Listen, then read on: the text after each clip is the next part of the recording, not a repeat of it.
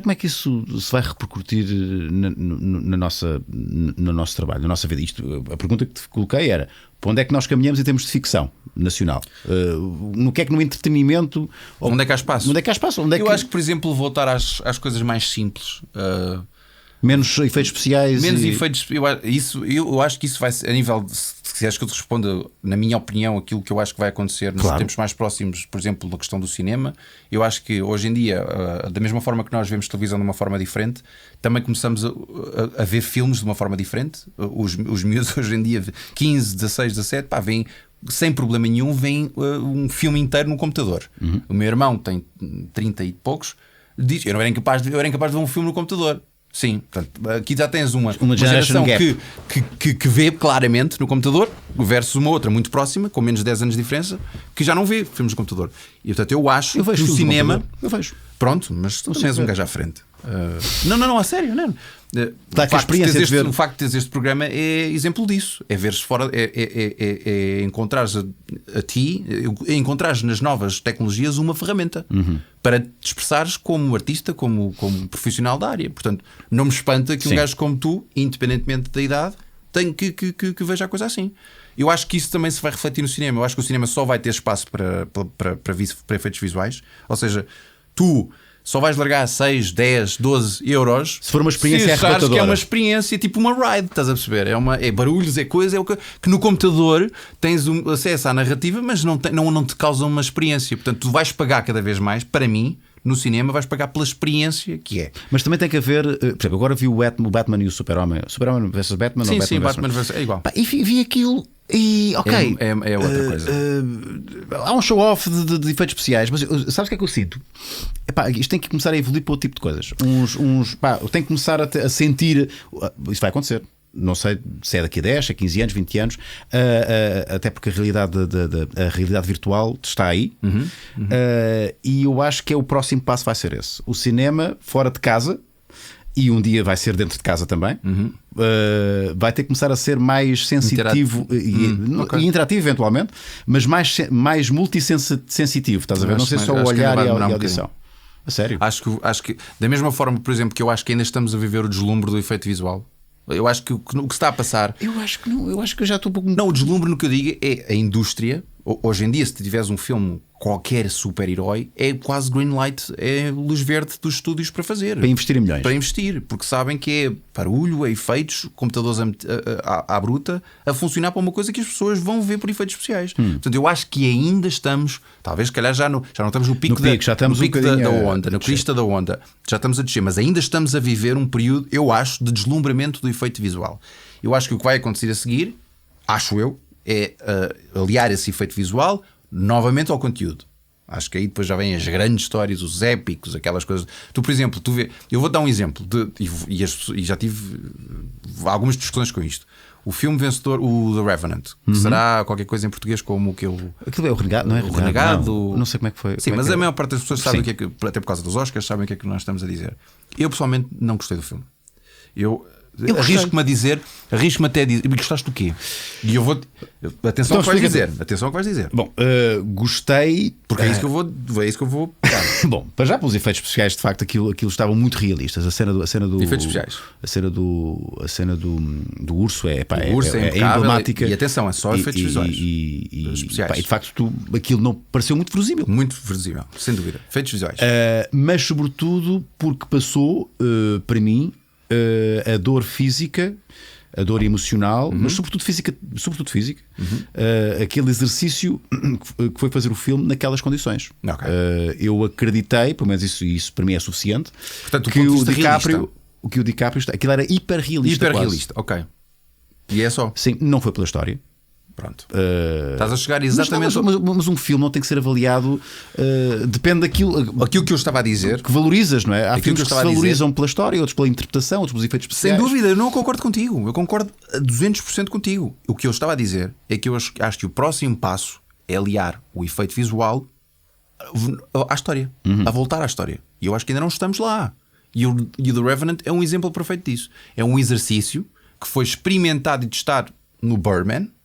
Portanto, aqueles planos de contínuos, que aparentemente não há corte, aquela estética se usar, nós não, muito nós teatral, mas que existem, não se iludam, porque eles estão. Há cortes, é a sensação de ser um plano contínuo.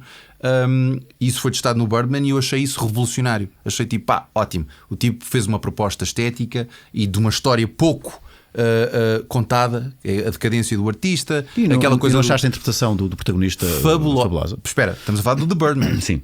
Fabulosa. O filme ganhou não é o estatuto, mas os prémios que ele arrecadou, a fama que ele arrecadou e a glória que ele teve, achei merecida. O The Revenant, para mim, é a mesma fórmula duas vezes, mas ainda com a desvantagem de não ter história. Portanto, é o Birdman sem história. Para mim. Ou seja, tem um lado hiper realista, que não é novidade absolutamente nenhuma. Cabeças a cortar, sangue a espirrar. Achas que foi gore? Foi gratuito? Foi altamente, para mim, foi altamente gratuito. E eu dou-te um exemplo, por exemplo, como um filme como The Gravity, a Gravidade, em que é um filme extremamente técnico. Portanto, é um filme em que ela estava sempre dentro de uma bola verde. Portanto, ela não estava no espaço. Claro. Portanto, era recriar o hiperrealismo tal como o The Revenant. Tal como o The Revenant. Mas tens uma história. O facto de colocares uma personagem principal isolada do mundo, fora do mundo, criando o seu próprio microcosmos, contando com uma equipa de 13, quando perdes essas tuas 3, tu estás sozinho por tua conta, num ato de sobrevivência e num elemento que não é o teu. Essa história já foi contada várias vezes. Isso é o Avatar. A história. Aqui, o que eu acho que é a proposta interessante é a mesma história num contexto completamente diferente. Mas, no entanto, é uma história. Pode ser a história que tu já ouviste, mas é uma história. É a história, tem a história. Se não tiver história, para mim, é gratuito. Há ali uma história, Bolas. O DiCaprio foi dado como morto. Conta-me. Mas a história, obviamente que há uma história. Conta-me. Então, mas tu não viste a história? O homem foi dado como não viste morto. a história? Foi dado como morto, e entretanto conseguiu. Conseguiu recuperar-se. Olha o Revenant. Está igual. É assustador, é que está igual. Vai deixar. Se fosse dada a oportunidade de fazer um papel daqueles que não fazias. Pronto. Rui, à falta de melhor argumentos, é isto uma tira. Não. E não ias agarrar isso literalmente com minhas da ideias. mesma forma que se me convidassem para fazer um filme de pasteleiro, meu. É a experiência. A minha experiência pessoal não deve ser nunca a mesma como a minha experiência de espectador. Então espera, se eu só entrasse, se eu só fizesse, deixa-me responder à tua pergunta. Se eu só fizesse filmes que eu, como espectador, consumisse, estava tramado a minha vida, Rui. Sim. Da mesma forma que o contrário. Eu posso fazer um filme que não acho piada nenhuma como espectador e seja um processo maravilhoso como ator, como fazendo parte de. Eu acredito que, por exemplo, o DiCaprio, a forma como ele teve que exercitar aquele personagem foi uma coisa única, porque aquilo é de facto, ou pelo menos parece ser, um esforço físico bastante gigante. Físico, bastante emocional. E o facto dele fazer esforço não quer dizer que isso se traduza num bom filme e numa boa história. Mas, naturalmente, se não fazíamos um filme só com pessoas a levar porrada. Olha agora, pomos aqui o Brad Pitt a levar. A responder a ti próprio. Não, é diferente. Ele está em personagem. Então o que é que tu queres dizer? O que é que tu queres dizer? Se te oferecesse e não fazias. Então é um bom filme. Não, no sentido em que. Não. É isso mesmo que estás a dizer, Rui. É exatamente isso. Não. Então não fazias. Não.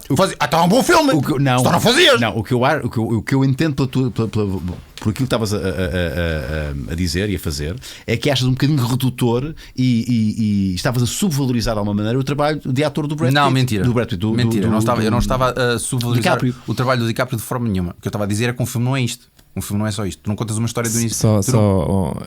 Não ganhou o melhor filme, ganhou o melhor ator. O melhor ator, sim. Portanto, e ainda bem. Ainda há algum exatamente, senso. Exatamente. Ainda há algum senso na. Eu disse que ganhou o melhor ator. Se calhar disse. Peço desculpa. Não parece que. Mas às tantas as pessoas vão. Sim, podem confundir que ganhou com o melhor ator. Sim, não, o melhor filme. Como e mesmo isso, estás a ver? O mesmo facto de ele ter ganho com o melhor ator. Atenção, eu acho o DiCaprio um dos melhores atores desta geração e deste tempo. Acho mesmo. Mas atenção, para mim, um dos melhores filmes que ele fez no início era puto, que era o Basketball Diaries.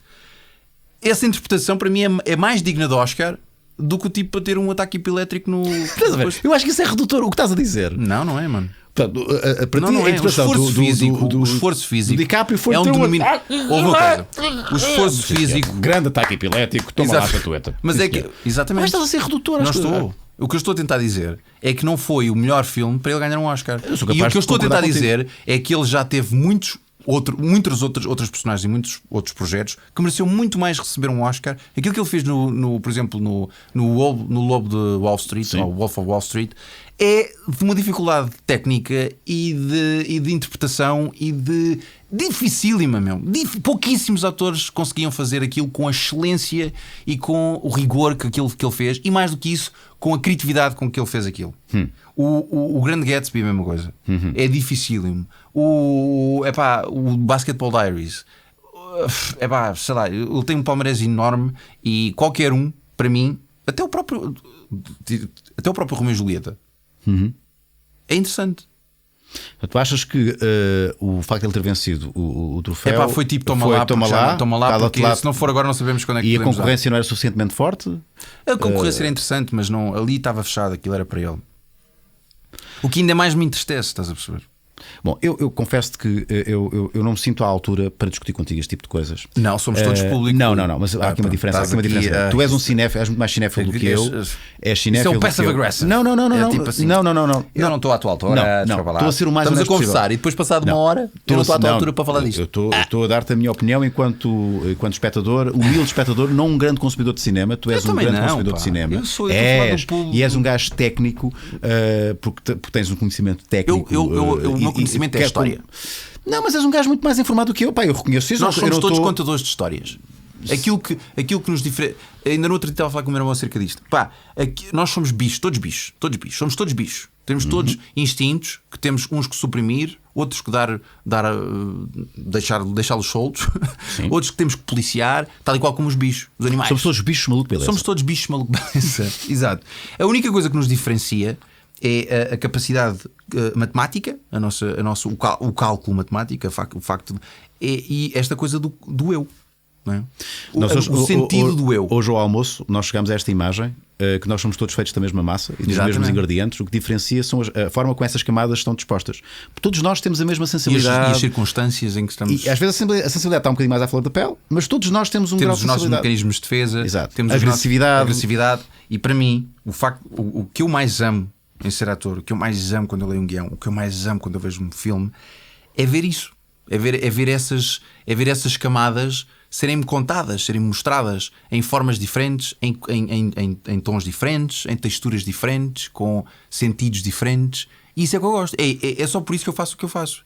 Porque senão, se fosse só tipo, era uma vez um agricultor, pegou umas batatas, levou para ali, entretanto aquilo explodiu. Se fosse uma narrativa física, eu não fazia aquilo que faço. Eu não quero saber do agricultor que pegou nas batatas e levou. Eu quero saber quem é este agricultor, quem é este gajo, que idade é que ele tem e ele veio de onde. Mas ele é pobre, ele é rico, e ele tem pena de si próprio, ele pega nas batatas porque ele tem orgulho naquilo que faz. É por isso que o Revenant não passou nada. Não passou absolutamente. Desculpem os amantes do Revenant, eu nem sequer estou aqui, nem sequer estou a tentar ser crítico de nada, estou apenas a tua opinião. Só a dar a minha opinião, claro. E peço que respeitem isso. Portanto, para mim, o Revenant não é nada. É um retrato, quanto muito, de um período que nem sequer. Ninguém pode dizer assim, aquilo era foi tal e qual assim. Não, era um período, quanto muito podes dizer, quanto muito é um retrato histórico de como a vida era dura naquela altura. Não, mais do que isso, como os americanos não existem, no sentido de os verdadeiros americanos, o que eles chamam os indígenas, não é? Esses são os verdadeiros americanos, o resto foi tudo colonizado, barbaramente colonizado. Portanto, para mim, quanto muito, o interesse está no interesse de como ver um documentário e ver uma recriação de uma coisa que só pode ter sido assim, não é? Porque se os povos estavam ali e já não estão, então se calhar alguém chegou lá e os matou, não é? Yeah. Portanto, e o Spotlight? O Spotlight, vamos falar de cinema, mas isto agora vou convidar. Vou convidar o Rui Pedro Tendinha. Estou farto desta pessoa. Quero o Rui Pedro Tendinha aqui. Não, assim ainda vou. Vamos lá. Spotlight. Spotlight, dá-lhe. Ainda antes do Spotlight para mim há se calhar, e perdendo aqui o tempo de antena, prefiro falar então de uma coisa que eu gosto, já que dei tanto na cabeça numa coisa que eu não gosto. Prefiro perder o tempo de antena a falar numa coisa que eu gostei muito. Um dos meus filmes favoritos foi o The Room. The Room, não vi o The Room. Mas posso-te assim, e também para quem não viu, o The Room basicamente é uma história, é um retrato, não é? Um retrato de uma coisa que acontece de facto, infelizmente, de um tipo raptar uma rapariga, metê-la num bunker e usá-la e fazer judiaria com ela. E vão ser simpáticos. E inclusive o caso do Fritz, por exemplo, é o próprio pai. Exato. O pai essa agravante. que rapta a filha, mente à família toda e tem 7 filhos com ela. E todos de 20 anos. Se isto fosse contado num filme, é o exagero. É o exagero, jamais aconteceria. A realidade ultrapassa sempre a ficção. Sempre. E pegando nas tuas palavras, isso foi o que eu gostei no Room. Porquê? Porque seria muito mais fácil e muito mais fantástico e muito mais barulho e muito mais Casa dos Segredos fazer a história do Fritz. Um pai que rapta a filha, mete 20 anos a filha num bunker e faz na própria casa. Sim. Portanto, ele vivia com a família aqui. E depois, quando tenho uma horinha, não tenho nada para fazer, vou ali abaixo. Dá vontade de rir, mas é triste, mas isto foi o que aconteceu. Atenção, hein? Durante 20 anos seria muito fácil alguém conseguir uns direitos de um livro, uma porra qualquer, ou mesmo sem direitos, porque é uma história que foi conhecida, e reproduzir isto. O Room não é isso. O Room é usar isto, a temática do sentido de que há pessoas neste mundo que, infelizmente, são tão perversas que raptam outras, uma criança, praticamente, e para usá-la como se fosse um utensílio nos seus caprichos mais doentios. E o Room é feito e é filmado, interpretado com um cuidado extremo. E acima de tudo com respeito por pessoas que possam eventualmente ou estar numa situação semelhante ou ter contato com coisas muito parecidas. O facto de ter sido simplesmente raptado, o facto de uma mulher ter sido violada, abusada, ou um homem, tanto faz. São realidades que um espectador destes que tenha vivido uma coisa destas encontra pontos de ligação muito próximos, muito pessoais no Room. E para mim, a mestria neste caso do realizador, a forma como ele contou a história, é tocar num assunto que, lamento, é lixado, eu sei, é muito tramado, mas calma. Mas existe. E foi cuidado e pintado e muito cuidado, muito cuidado. Nunca vês nada explícito. Não há gráfico, não há nada. Porque entretanto é uma mãe que cria um filho dentro daquelas condições, não é? E a história, a espinha dorsal do filme é entre a mãe e o filho. E é como a mãe protege o filho daquela realidade. Estás a compreender? Mas fazer-nos como espectadores acreditar naquilo. O miúdo acorda de manhã e diz: bom dia frigorífico, bom dia lavatório, bom dia carro de não sei do quê. Aquilo é um universo dela. Aquela criança nunca saiu dali, ela não sabe o que é o mundo. Estás a perceber? E a mãe diz ao filho de uma forma tipo: não, isto lá fora é o espaço, não há nada. O mundo é isto. Mas assim, com um sorriso, porque é um amor. Estás a compreender? E não ficas como espectador tipo... Não, é sério, é tipo, é tranquilo, é filho, lá fora é o espaço, não há nada. E ouve, bom dia isto, bom dia aquilo, são os meus amigos. Estás a compreender? E se há algum tipo de segundo plano, é feito no espetador. É o espectador que sente, que digere e que escolhe como aceitar esta história que está a ser contada. Se eu me quiser emocionar, eu emociono. Se eu não me tiver para aí virado, não há nada no filme que me faça empurrar para aí. Estás a compreender o que eu quero dizer? Isto é uma filigrana tão difícil para um contador de histórias do ponto de vista de um realizador, de um ator. É tão difícil. Tu chateias-te quando és... É bocado estávamos a gozar com a palavra manipular, mas chateias-te quando um filme te tenta manipular muito, as principalmente emoções. Com a música. Agora A música é o primeiro indicador de um realizador fraquinho. Agora para mim. Para rir. Esta é a altura. Agora ok, agora descontrair um bocadinho. Vai acontecer alguma coisa. Pois. Agora vais-te assustar, não te assustaste. Pensas que te assustar, mas não te assustaste. É um género. Claro que atenção. Mas isso torna o espectador mais. É o espectador preguiçoso, não é? Não necessariamente. Eu também gosto de ver filmes que não me dizem nada, que me entretêm. Ou seja, o Batman. Se eu for ver o Batman, eu curti ver o Batman, apesar de tudo. Eu também. Pronto, isso são outras comparações em relação à Marvel e à DC Comics e ao universo e quem é o Zack Snyder como realizador e de onde é que ele vem e o que é que ele gosta. Estás muito mais deep do que eu. Não estou nada deep. Eu vou-te dizer que os dois grandes realizadores que andam agora na BR no que diz respeito ao mainstream é o Zack Snyder, que está agora no universo da DC por muito pouco tempo. E o J.J. Abrams, sim, que é da escola do Spielberg. Okay. Fez o Super 8 e o que é que os diferencia? O que os diferencia é que o J.J. Abrams, para mim, é um puto que cresceu com os cinemas. Cresceu com o cinema no sentido de os mesmos filmes que eu e tu gostávamos do Regresso ao Futuro, aqueles filmes com que nós crescemos do ET, até o Exterminador Implacável. O Exterminador Implacável, todos aqueles grandes clássicos. Ele tem um respeito por isso. Um respeito por isso e mantém a traça dos filmes. Ou seja, ele fez o novo Star Wars, por exemplo. Star Wars, estou a dizer bem? Sim. A Guerra das Estrelas. Quem é que me ajuda? Sim, Star Wars. Até a passagem de plano para plano. Porque eu confundo sempre com o outro que tem a nave, que é o Enterprise. Como é que se chama? Que não é Star Wars. Trek. Star Trek, pois. É por isso que eu estava na dúvida. Será que. Não. É por isso que eu tenho aqui. E ele fez os dois. Realizou. Confere. Mas ainda dentro do Star Wars. É por isso que eu tenho o Marco aqui, sabes? Pois, o Marco já viu o espetáculo. O Marco do cara. É o backup. Mas o Star Wars, até a passagem de cena para cena, que era aquela coisa antiga que se fazia, que o George Lucas fazia da vinheta, de uma imagem varra outra. Sabes? Ele respeitou isso. Ele tem isso, estás a compreender? E tu compreendes que onde ele apostou. Correto. Star Trek, J.J. Abrams. Obrigado.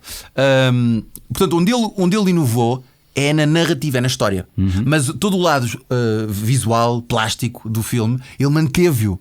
Ele respeita o George Lucas. Estás a compreender? Yep. E o legado do Super-Homem, o legado do Batman, são legados muito delicados. Porque estamos a falar de coisas sagradas, não é? Que tem um culto à volta brutal. E tu não podes ser arrogante o suficiente e dizer assim: estes gajos estão todos errados. Agora vou pintar o Homem-Aranha de amarelo. Eu vou-te explicar como é que se faz um Batman, Super-Homem, e fazer ali um barulho e meter 300 gajos com os abdominais e saltarem da falésia, porque é o mesmo realizador do 300, por exemplo. E muito estético, muita coisa que tu quando vês, tipo, nunca vi um filme assim. É verdade. E onde ele ganha grandes pontos, o Zack Snyder, para mim, é no ponto de vista de fotografia. É o gajo que melhor filma o BD.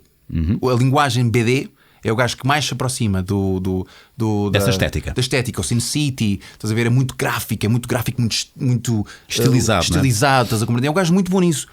Isso não conta um filme, isso não conta uma história. E as pessoas, por mais que elas gostem do estilo, por mais que elas gostem do personagem, eles querem ver a história. E o caso do Batman e do Super-Homem, para mim, é o exemplo perfeito disso. É o exemplo perfeito de que tu podes pegar dois monstros de adoração, de culto, não é? Isso não é suficiente. As pessoas querem ver a história. As pessoas querem ver um Batman ser Batman, na essência de ser Batman, daquilo que elas cresceram como conhecendo aquela personagem. Elas conhecem aquela personagem, se calhar, 1000 vezes melhor do que o realizador. Porque o realizador tem que conhecer as duas. E um gajo que adora o Batman só com Batman. Yep. Estás a compreender? É a mesma coisa que eu como ator, sei da minha personagem, e o realizador sabe de 10 e 15. Ele não pode saber mais do que eu. Claro. Porque eu dediquei todo o meu tempo disponível e mais algum para aquele. Portanto, eu estou pronto a contra-argumentar ou a validar aquilo, ou não, ou negar aquilo que eventualmente ele me é proposto. E é aí que é nessa relação de respeito que depois nascem grandes filmes e grandes histórias. Portanto, para mim, eu nem sei porque é que nós estamos a falar disso. Não, mas está delicioso. Mas eu acho que é isso. E obrigado por assistirem ao vídeo. Não se esqueçam de subscrever o canal e colocar um gosto beleza. Podem apoiar o Maluco Beleza por apenas €1 por mês e terão acesso a conteúdos exclusivos e recompensas. É só ir a patreon.com/ruiunas. Obrigado. O estilo Maluco Beleza continua na moda. Maluco Beleza.